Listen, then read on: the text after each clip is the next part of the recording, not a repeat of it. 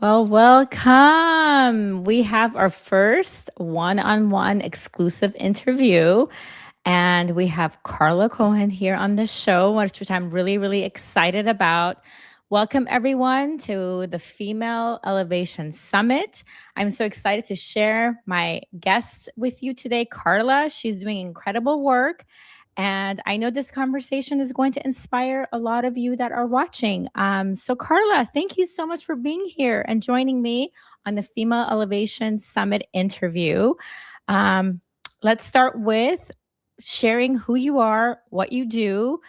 For anyone who's meeting you, finding out about you for the very first time, share who you are and the work you're passionate about.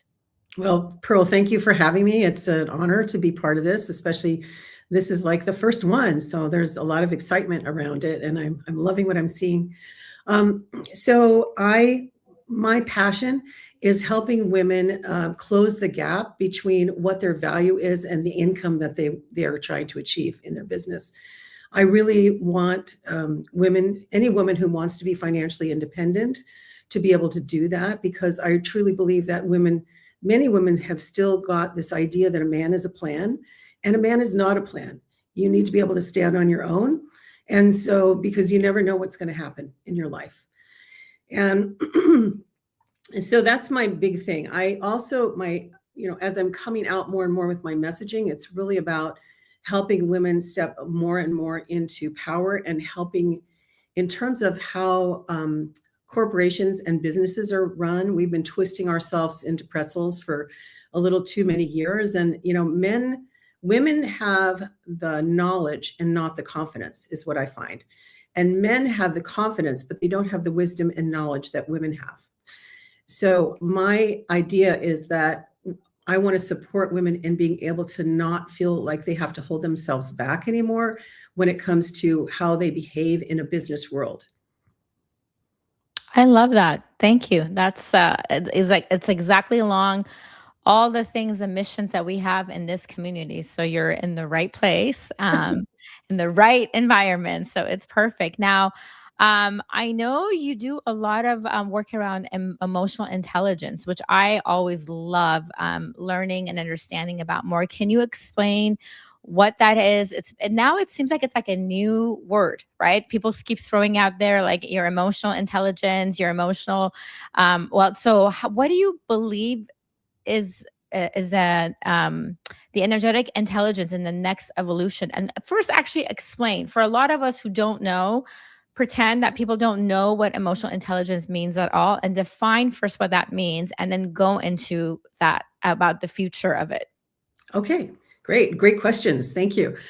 So emotional intelligence, there's been all these studies by different researchers, and what they found is that emotional intelligence is more important than your IQ. So your EQ is more important than your IQ.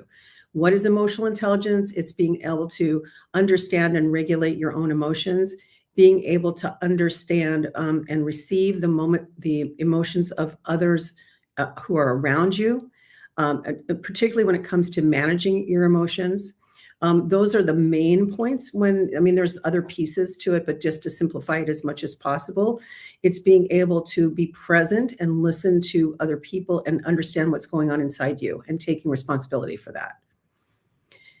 And so that's a good basis. And, a lot of people confuse emotional intelligence with intuition, and they sound similar, but they're really not, because when we talk about intuition, we're going to deeper levels of understanding when it comes to what's going on energetically for somebody. That's, intuition is starting to have maybe taking the pieces of that you already have experienced it and being able to read between the lines. And that's when we start to cross from emotional intelligence into intuition. And what I'm bringing to the table now is what I'm calling energetic intelligence, which is not just being able to understand your own emotions and know what's going on, but being present to them on a new level and understanding literally what's going on with people around you in the terms of, let's think on a bigger scale, like walk in and read the room, instead of just coming in and doing what it is that you normally do. as how that looks like if you're a leader and you're leading a team and you walk in and your team's getting ready to launch a project, then you walk in and somehow you sense there's like a containment in the room. People don't seem excited. They seem held back. That would be an example of energetic intelligence, being able to notice that that's going on. And the difference is we take that information and we take a pause. And then we say, wait a minute, there's something's not quite right here. And what energetic intelligence means to me is that you now start to engage with the room to see if you can shift that energy. So you would be asking people, so how are you feeling about this project? Getting them engaged so they Mhm. start to actually have to look at what they're bringing to the table in that moment. I think that's so important because as a leader, it's the key.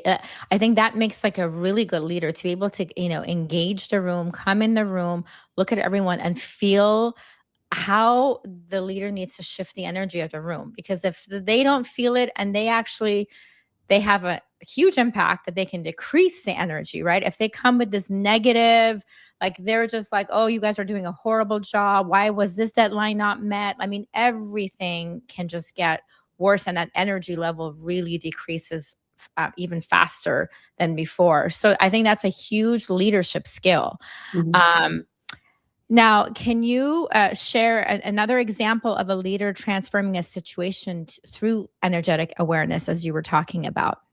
Yeah, I have a great example. I was working with an NGO, and the woman who was in charge, she had just gotten placed in her position, and she came into the room. They had an assignment to come up with new funding options for this new project that they wanted to launch.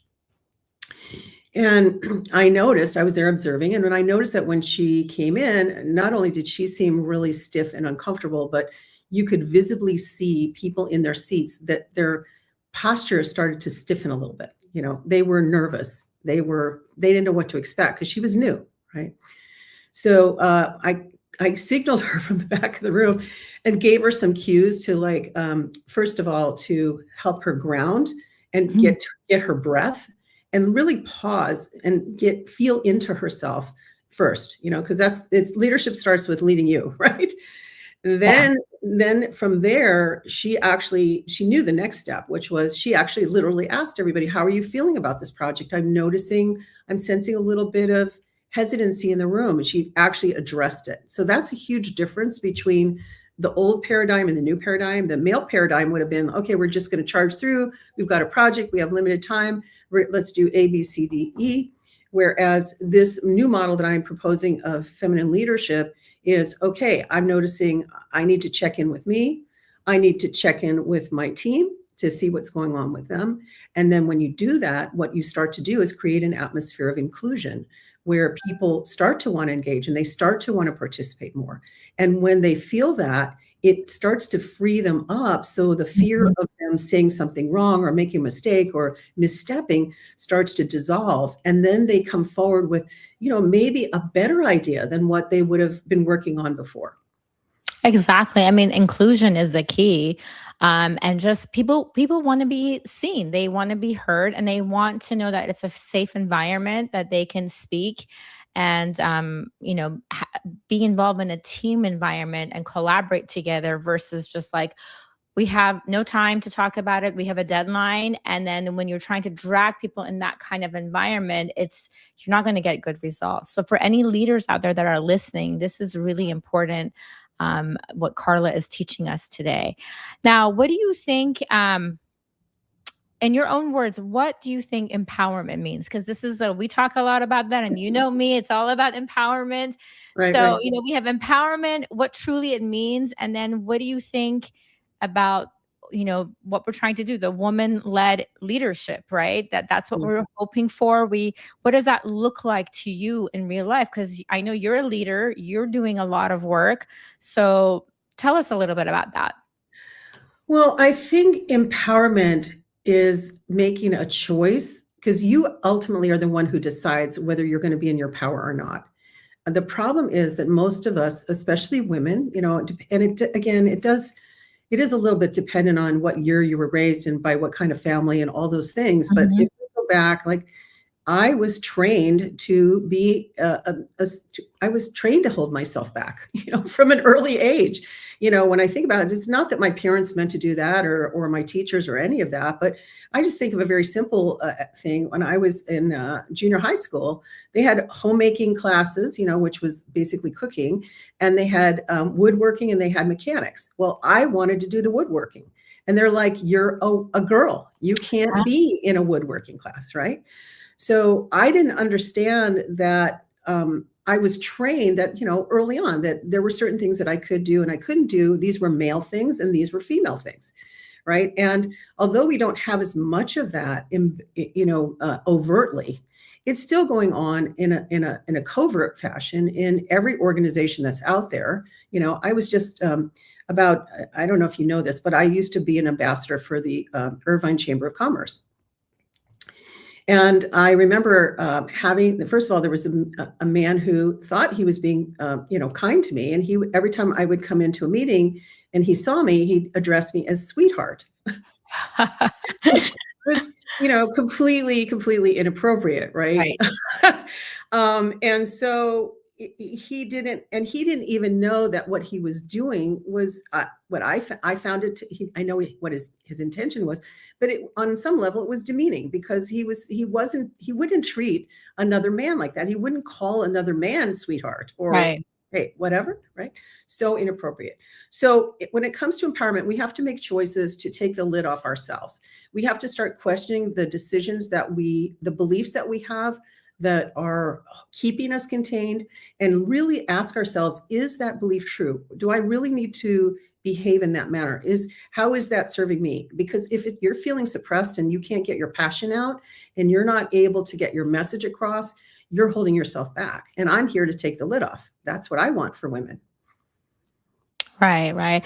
Well, why do you think that so many women shrink their energy though when they're capable of? I mean, I know some of it has to do with how you've been raised, and that's what you've been told. Like you need to be quiet, you need to step back. Good girls don't, don't make a noise. They follow the rules. They obey. I mean, those were the trainings that we received back then. But Right. what do you think is the other reason that it's because it's still happening? I still see it Mhm. that some still feel like they need to shrink and they need to be small, even though they're capable. And as much as we try to remind them, it's just too hard for them. They can't do it. Well, that's another great question, Pearl, and I'm loving this conversation, by the way. Yeah, well, for me, I'll just talk a little bit more about from my work perspective, because when I work with I work with female leaders, right, many different kinds of leaders, and what I find is those old belief systems, and I also have a background in body work, so I have about 30 different certifications and a bunch of different modalities. So when I work with You're leaders, incredible, Carla. thank you. So I'll bring that healer in with the business strategy to help a leader, not just move forward, but let's eliminate the stuff that's holding you back. And oftentimes it's very unconscious beliefs and energy that's still stuck in their body. And when we're holding on to those beliefs, that energy literally puts a lid on us. And so even if we're trying to move forward, we may be blind, because that's what I find is, if you're a fish and you're in a bowl, you don't know you're in a bowl, right? You just know this is how fish live, right? Yeah, and you don't know better. Yeah. Right. So when I work with my clients, I'm outside the bowl and I'm looking in and I'm going, look, you got this bowl around you. Let's break the glass, right? Yeah. So it's helping them to start, like my job is to help create that awareness in them and say, look, this is what's holding you back. Because when you have those underground emotions that have not been healed, with every unhealed emotion, there's like 16,000 thoughts associated with it. That's a lot of noise up here in your head. And when you get that, we have 95% of the thoughts in our head are negative, and 85% of those are repetitive. That's a lot going on here that holds you back unconsciously. So it's really getting to those, in my opinion anyway, getting to those deeper levels of, okay, let's get rid of that stuff under there that you don't even know you have, because some of it's generational too. You inherited things from, how many years has that been driven into us? Like just looking at women as providers, right? Because it wasn't that long ago that we got the right to vote or Yes. have credit cards, right? Yeah. Yeah, when you put it in perspective, it's really not that long ago. It really Mhm. isn't. No, I love that. What you said is very true, and I'm always astonished by how those the negative talks that you've been, you've witnessed or it's been put on you, how powerful they are. Mhm. And you have no idea that you're carrying them with you. And if I do, when I work with my clients, I try to get them to check in and write down all their negative thoughts, and it's crazy. And Mhm. some of them, once they start writing it down, they realize it's so silly. Like, Mhm. why am I, who even told me this? Why am I thinking like this? But it's there, and we don't realize it. Instead of like being kind to ourselves on a Right. regular basis, Yeah, yeah, we are yeah. not kind. We're kind to our children, we're kind to our friends, we're kind to people around us, but we are not so kind to ourselves. Ladies, we need to change this. We need to start thinking, the moment that negative thought comes in, cross it off, replace it with a positive one. It's Yeah. really powerful when you actually become you really become engaged and realize what you're doing to yourself on a regular basis daily. Yeah, it's programming over and over again. And so, like any kind of bad computer program, you have to make a decision. First of all, you have to recognize that that Yes, that's the what's first going step. on with you is a pattern, right? But most people, so when you're, again, the world according to Carla, when you have an emotional charge on something, that's showing you it's not the person that you have the problem with. You're mad because you're hitting up against some kind of pattern and you're not aware that you have a pattern.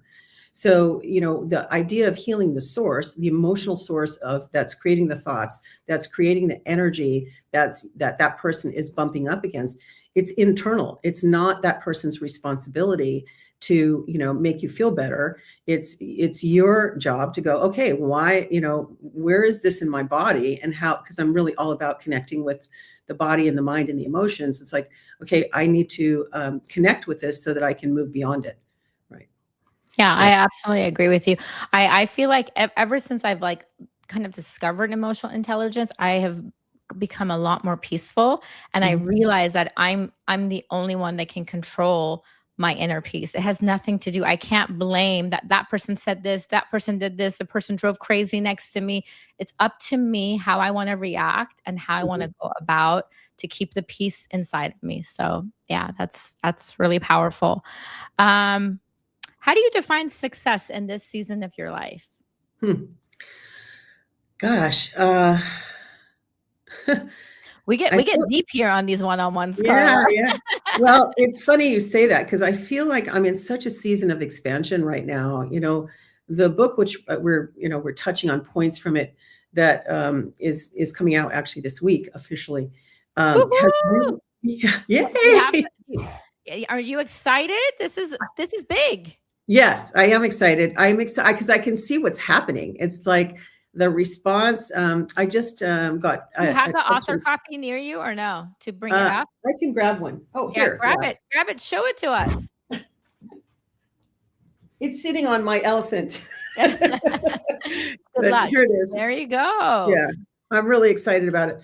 And but anyway, she was just saying she was writing me from Belgium, and she said, I just saw the an interview that you did here, and it was so well received, and I'm getting texts and emails like that from people all over the world. I went to a meeting was it Friday, and I was talking to this group of women, complete strangers, and and she's like, "Well, what's the book about?" And so I started telling the group, and the woman's like, "Oh my God, I'm getting chills! I'm getting chills!" And I feel like, for me, success is like, finally, this is really clearly what my message. This is one of the. It's not the only thing I was here to deliver, but it is one of my main purposes to be here. So to me, success is getting in touch more with that and bringing that out onto bigger stages, speaking more to groups, and then, helping facilitate that more in corporations. So because what I believe is, we all know this is a very rough time on the planet, right? Let's not, there's, right? Yes. And, Yes. And and another yes. I mean, I don't even want to watch the news anymore. I am like terrified, yeah, honestly. Yeah. It's scary. We don't know what's going to happen next or what country is going to go to war with what, And so to me, there is this wonderful, I used to get, I can't think of the name of it. Oh my God. Well, anyway, there was this wonderful chiropractor that I worked with many years ago, and his thing was Johnny Epstein. It was his saying was healing the world one spine at a time. And I kind of feel that way with leaders and organizations, because if I can help the organization transform and help people transform and help them come into a place of more peace with themselves and a more pleasant experience at work, the world becomes a little less angry. And those little chipping away at all that anger creates Yeah. more peace worldwide, which is ultimately should be all of our goals, right? Peace and cooperation, and how do we support each other instead of separation, suspicion, and all these things that are out there right now. Yeah, I think that's great. And it's just one person at a time, and that's been my mission. I always say, like, if one person is learning from me or listening to an episode, or just I've coached them and they've changed, it's like I've made a difference by one. Yep. And that's what I always tell people, because a lot of ladies, when they want to start something and they're going after their why, they really think of it huge and they get really scared, like, no one's going to listen to me, how am I going to have an impact? And we all come up with all of those things. When I initially started, I was like, oh gosh, there's so many podcasts out there. There's so many woman empowerment coaches out there. You can't think like that. You need to just like say, okay, I'm not for everyone. So I'm going to be clicking for those for my people, and they're going to be coming to me, and I'll make the difference in my environment. And that's all I can do. And Right. that you've made your impact, you've left your legacy, and that's all that really matters. Right. So Carla, tell us about your book. Well, funny you should ask. Wait a minute. Yes. So this is really the heart of where I'm coming from. So we were talking earlier about energetic intelligence, and emotional intelligence, and what's the difference, right?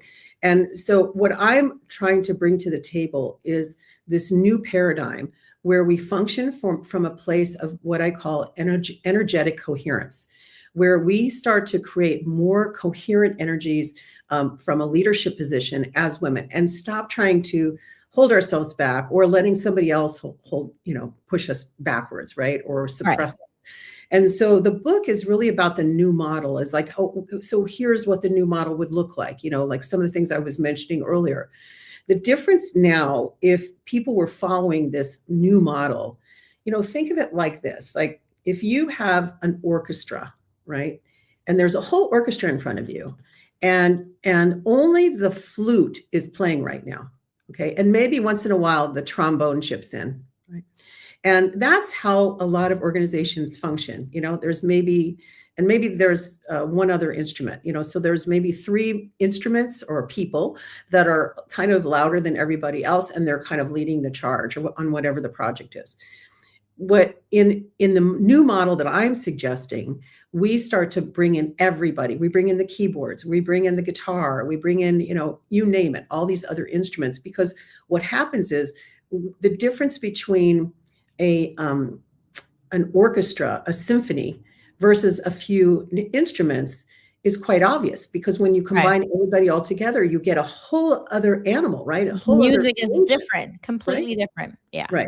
And so what I'm aiming for is to see that in the corporate environment, because I've worked before, I got into this work many years ago. I worked in Hollywood, and I was passed over for promotions a couple times because I was a woman, and because they were not inclusive cultures, And then when I finally did get promoted, I got paid less than a man, and I got a lesser title than a man got. Right. And so I'm trying to usher in, and I didn't know that at the time. At the time, I just thought I wasn't good enough yet. Yeah. That's how I internalized it. Yep, of course. Right. So I went into overdoing everything so that I could prove how good I was. And then I ended up with a health crisis. So you had burnout, right? That led you to burnout, or? Well, yeah, I don't know if that was, now knowing what I know about myself and what was going on at the time, a couple things. One is, I know that, yes, I had cortisol levels through the roof if they would have bothered to test, but they didn't check it at that time. And I also recognized that, that was part of my waking up to my intuitive ability. So there was a lot of energy that I was absorbing and not knowing how to interpret at the time. And now, as being able to be intuitive and understand my boundaries so that I'm not taking in anything that's not meant to be, part of. So those were the things that, and the exhaustion and the burn, like the working overtime, right? So it's a combination of all these elements. But energetic overload was part of it. And part of learning it's energetic mastery, like becoming to a place where you start to understand, like, okay, this is me that I'm feeling. And that thing right there that's not me, and who do I want to put out there what do I want out there in the universe? I don't want the not me, I want the me, right? So I don't know if that made sense, but No, I understand. yeah. So that's great. First of all, congratulations. I'm really excited for you. And as you can see, we have a banner here that says Get Carla's Book. So if you are interested, this is a great link to go in, and then you can sign up for Inside Scoop and discounts so that you can be one of the first people to get Carla's book, which is really exciting because it is book launch week. So yeah, I'm excited about it. And I'm curious to see where it goes. Again, like I've had so much positive feedback from, just women all over the world. And even, my brother he bought the book before because he saw a picture of me and with it. And I was very touched by that. So because he's very traditional. So for him to be able to even want to buy it and take a look at what I do think things are changing. And I think we need to retain that optimism about that. There's, I think many women have noticed that we are in a time of shifts where there's more energy for us and more support for us to be able to come out there and give our message. Do you agree? I totally agree. I do agree. Yeah. Hopefully the shift will continue in the better world that we're going to live in. I'm going to manifest positive energy in everything that's happening. Now, I know you mentioned some items about in your past work, but what would you say is the biggest challenge you have faced as a woman personally or professionally? You've mentioned a few, but is there one that stood out for you bigger than the ones that you mentioned that you want to share with us today? Well, yeah, that was pretty big. But I'm going to just go to a personal story here really quick, if that's okay. Of course. So, because you mentioned personal. So, some years ago, I felt called to go to India. There was a number of things going on. It was after I was recovering from my health crisis. And so I went to a particular ashram up in the Himalayas, and it was right where the Ganges River comes out of the mountains. And there was a temple on either side of the Ganges. The Ganges flowed through the middle, and on one side was one temple, and on the other side was another temple. And I heard that some people were going to climb Mount Kailash, which is this, very spiritual mountain. You've probably heard of it. And I thought, I want to go. I heard that there was a holy man at the top of the mountain, a renunciate, a hermit, and that it was just amazing to experience him. So I decided to go on this climb, and it ended up being 17 hours up shale. Now, shale, if you've never climbed it, is like you go up 5 steps and you slide back 7. Oh my goodness. It was exhausting. It was difficult. I remember crying like so many times on that hike, and I really, really wanted to quit and go back. And there was a woman there. I didn't dare go back, though. I just want to say I forgot to mention that once we crossed the river to get up to the base of where we were going, there were fields that the wheat was like up to your eyeballs, very, very tall fields. And they're like, the Sherpa and the guide were saying, look, just stay very close to us because there are tigers here, and, we can't do anything. They don't have guns, right? Like we have to be very careful. So the idea of going back after starting the climb was really impossible. And I kept wanting to go back because every time I climbed, I would slide back and I would cry and I'd go through the same thing. And I did this so many times up this mountain for 17 hours. And this woman was there and she's like, Carla, you just got to keep going. You just got to keep going. And because of her, I was able to like make it through this climb, but we had to stop when the Sherpa said stop. They didn't want us to eat or drink unless they told us it was okay, because it literally could cost us our lives. And it was probably one of the most difficult, this was one I made by choice, right? Like I chose to make this difficult thing for myself. Yes. And I think that, so then eventually I did get to made it to the top. And I should say we stopped for lunch at one point and I thought, oh, I see the mountain there. I see it. And is that it? And they're like, no, Missy, not that mountain, that one, which is like, oh gosh. So I'm like, oh my God, I'm such an idiot. Like what was I thinking? But anyway, we finished, I got up to the mountain and then to the top of the mountain. And then because it is considered sacred holy land, you are supposed to take your shoes off and walk the last however many yards it is, it was quite substantial. And you can see without looking very hard, there's rocks, there's thorns. I mean, it's not an ideal place to walk barefoot. Wow. And so I did, because I'm like, okay, I made it this far. I'm not going to stop now. But do you know that woman who encouraged me, she stopped, she sat down on a rock and she said, I'm not doing this. I'm not going any further. I don't care. And there was nothing I could do to get her to move. And then I made it to where the hermit was. And he started praying from inside of his tent. And I went off into this amazing space that I would say a touch of self-realization, where I got to really experience my full self for a few minutes. And we all sat there, and we were just blissed out. And it was like, oh, it was worth the climb. It was worth the climb. And so the reason I chose that story and that experience is because I know we have a lot of entrepreneurs here listening today, and a lot of women who are dealing with a lot of difficulties. Yes. And I just want to say, it's up to you to make the same choice I did. Like, continue the climb, even though it's difficult and you slide backwards and sometimes you want to quit and you get angry and you wonder, what's the point? And will I ever make it to the top? And I'm here to say, yes, you will. If you just got to keep going, And so I love that experience. I love sharing that, because I think we all need that message of hope and faith. This is going forward as an entrepreneur is an act of faith. Yeah. And I'm not talking religion. I'm just talking faith, having trust that the universe is going to support you. Yes. Right? Carla, that was beautiful. It was so magical and so inspiring. I mean, I thank you so much for sharing that with us. Wow, I was like visualizing you doing this whole climb. It sounded amazing and a little scary, but okay. So let's say, Carla, if age didn't matter, what dream would you start chasing today? Just let's get deep. Well, I have a huge to-do list.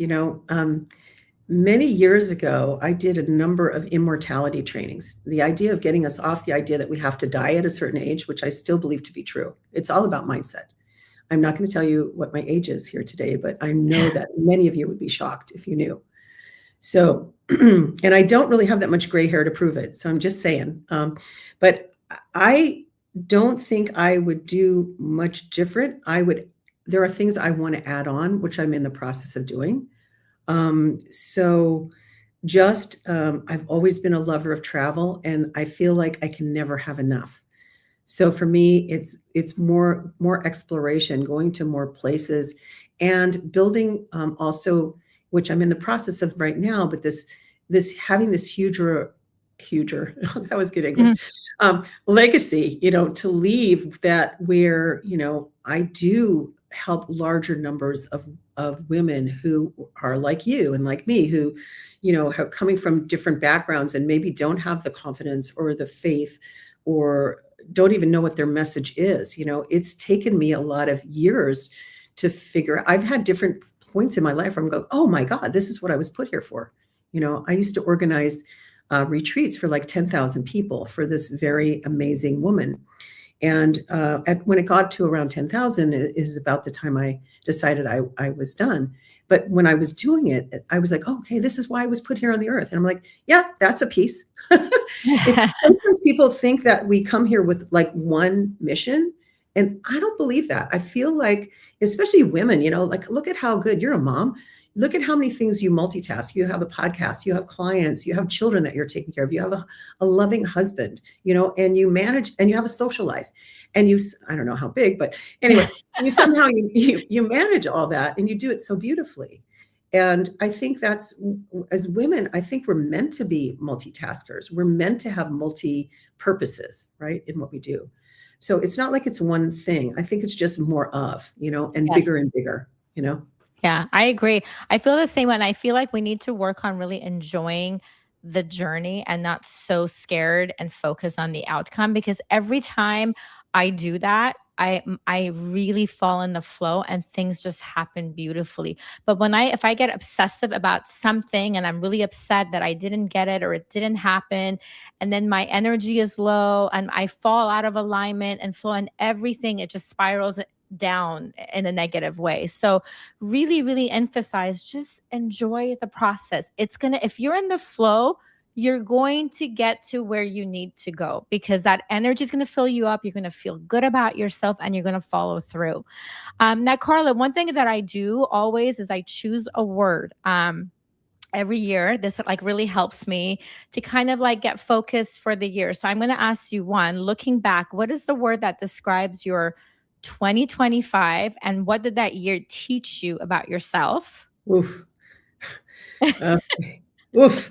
She said 2025 was challenging because I had just doubled my business, and I decided to go in for my knee surgery. I just felt called. I was born with a congenital defect in both my knees, and I had dealt with it for many years by building strength and all these other things. But it finally got to a point where it wasn't enough anymore. There was no cartilage left between my knees. So after this huge beginning to the year, I stepped aside, basically finished all my contracts with everybody, and put my knees on the table, literally, to get them fixed. Yeah. So it was a year of learning a lot about myself, like how, first of all, helping me to receive greater levels of support, being incredibly grateful for my husband, who never bitched once. Well, because at times it was really challenging. I mean, I couldn't get up off the couch, and I had to put a belt around my waist so he could help me kind of lift myself up. Yeah. Or just trying to walk, right? Because I mean, I could walk right away, but you're not very stable and you're not very strong. So that year, I would say it was about receiving and support. I felt contained, right? So that would be my bigger That container. would be your word. And then this year, I feel like it's about expansion. I'm just out there. Like, I've been, I think you've been seeing me out there, maybe promoting, my book. The book came along pretty quickly. Getting that out there, getting the word out there, and really going full speed ahead with my mission and expansion. So that's what I would say. That's great. So since you're shifting for the new year, and you are trying to, go into your becoming level, what belief or mindset do you think is letting you go towards this right direction to kind of expand and be out there more and follow your dream and publish your book? Well, that's a little harder because like with my clients, I am constantly working on whatever. If I'm feeling like I'm hitting some kind of wall, I'm using my techniques to clear the way so that I just keep going. So it's not about a particular belief. It's more about the cumulative effect of working on myself daily and also sticking to my spiritual practices, which are, I've been meditating, I don't know, I want to say for at least, oh my God, 45 years maybe, so I've only missed my meditation once in 45 years. So I'm pretty serious about that. Wow. Yeah. I'm So so impressed. That's my goal. Like right now, I'm at like 4 days a week, and I my streak, and I'm really happy about it. yeah, it does make a difference. It's funny because for the average person does not see the benefits of meditation, really for maybe a long time. They might have little relief here and there, but as you continue over years of doing it, what happens is you mentioned the word flow earlier when you were talking about getting stuck. So what I feel is it's easier for me now to tap into the vibration of what flow feels like, because if we're not in flow, we can be in any lower level of any kind of emotional vibration, right? So fear, shame, guilt, they vibrate at about 20, 40, 60 maybe. And then when we get up to courage, that's a turning point.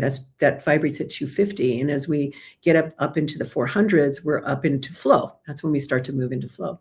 Yeah. And so I can feel myself, like I literally wrote somebody and I said, 2 weeks ago, I had another huge vibrational shift. I literally felt myself go from here to somewhere else, So, but that is the benefit of meditation, because in order to move up, I believe that you have to resolve those emotions so that you are free to vibrate at a higher frequency. Those things are weighing you down and they're keeping you out of flow.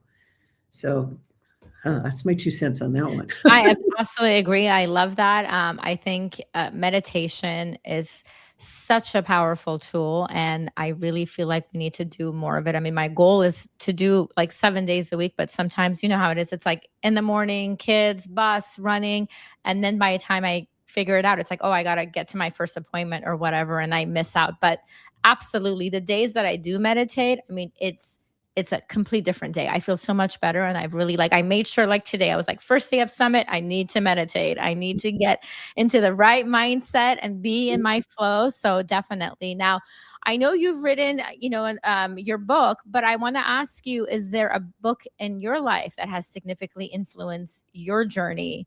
Your mindset that you can think of, like that one book in your life?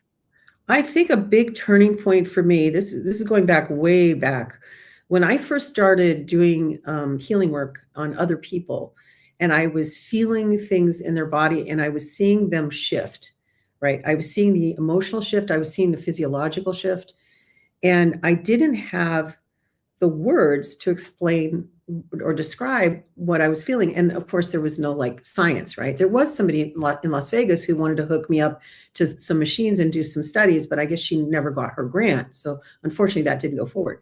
But I stumbled onto a book called Molecules of Emotion by Candace Pert.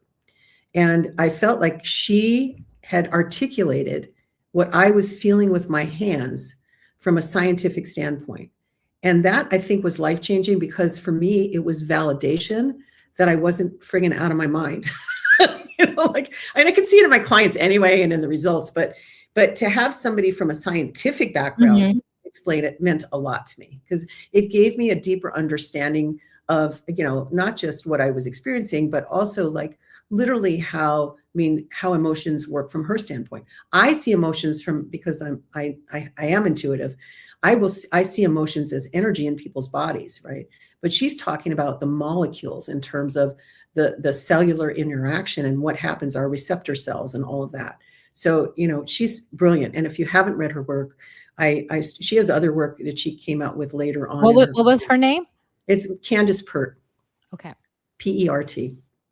Okay, great.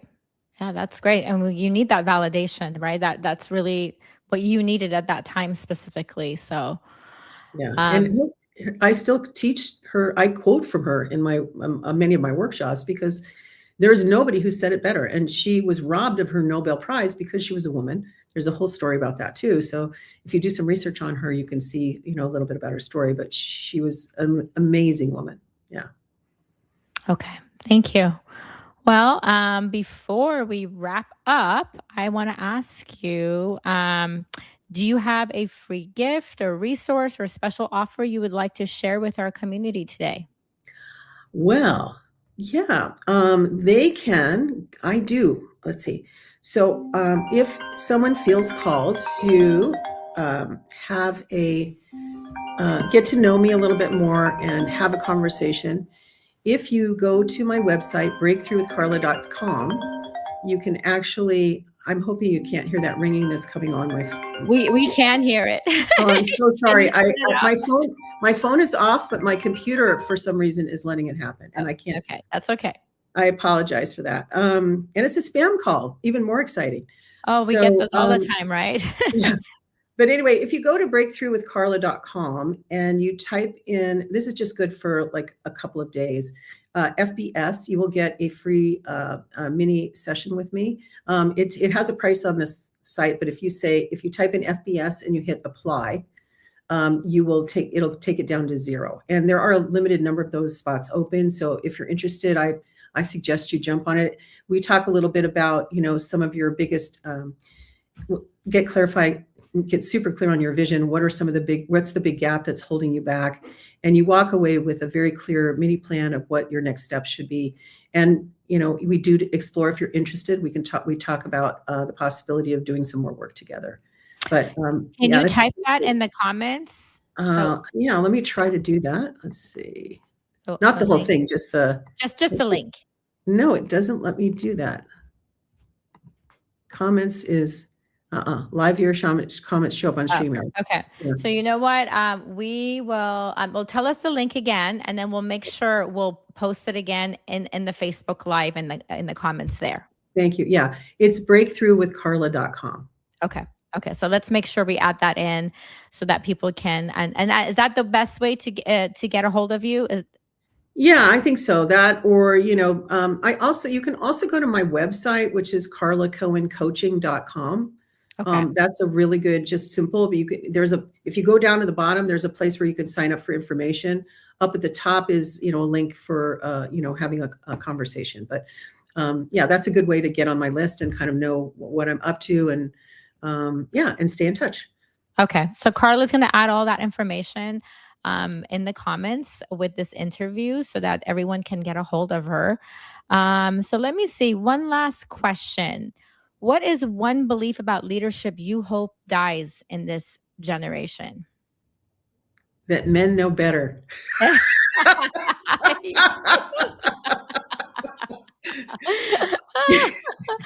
Oh my gosh, I love that. Love that. Do you have is there anything else you would like to leave with besides that? But is there anything else you want to leave the audience with today? Anything? Yeah, I just want to say, like, don't argue for your limitations. Go for what's true, and I know that a lot of you don't recognize, probably even when you are arguing for your limitations, that means that you're saying no to things that maybe you should be looking at. So I just want you to think about that, because honestly, a lot of these beliefs that we have, they really do need to go away. And if you can get rid of them, what happens is you're going to start to be open to more answers from your higher self, from your inner soul, and you'll be guided, on the next best steps for yourself. Beautifully said. Thank you for that last message. Thank you so much for being on this one-on-one interview with me and being part of our community and the summit. I really appreciate it, and I appreciate you. Thanks, Pearl. This was fun. I appreciate it. Thanks. It was a pleasure, really. Thank you.